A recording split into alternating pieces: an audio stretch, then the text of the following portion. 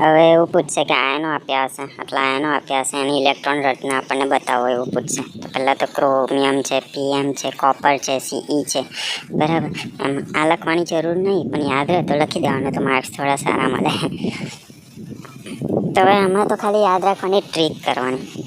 જે CR અને CU જેવું દેખાય એની અંદર પહેલાં તો AR લખી દેવાનું, 3D લખી દેવાનું. જે CR છે એની ઉપર આપણે લખી દઈશું Dની ઉપર 3. જે CU છે એમાં જે Dની ઉપર લખી દઈશું 10.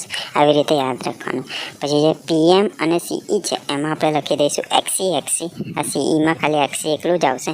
PMમાં XCની બાજુમાં લખી દઈશું 4F અને એના ઉપર 4 યાદ રાખવાનું વચ્ચે F. બરાબર. તો આવી રીતે ખાલી યાદ રાખવાનું છે, બીજું કંઈ અગત્યનું કંઈ છે નહીં.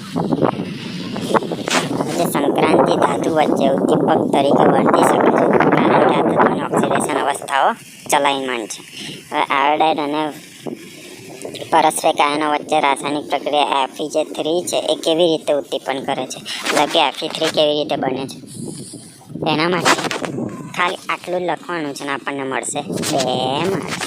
તો પહેલાં તો 2 I છે, બરાબર છે, એ માઇનસમાં છે, વત્તા 2 Fe3+ થશે. તો એનાથી શું થશે? તો 3ની જગ્યાએ 2 થઈ જશે, એટલે કે 2 Fe2 થશે, અને આ I છે એનું I2 થઈ જશે. બરાબર. આમાંથી એક ઓછો થશે ને આમાં એક આવશે. ઓકે. હવે આ 2Fe2+ છે એમાં આપણે H2O8 એડ કરીશું. તો પહેલાં તો આ જે 2 હતું એનું પાછું 3 થઈ જશે, પાછું 3 થઈ જશે, અને 2 આ SO અને આ 4 2 મળશે. બરાબર છે. શું મળશે? 2SO4 2 મળશે. હવે એનું આપણે નીચે આમ લીટી દોરીશું તો આપણને શું મળશે?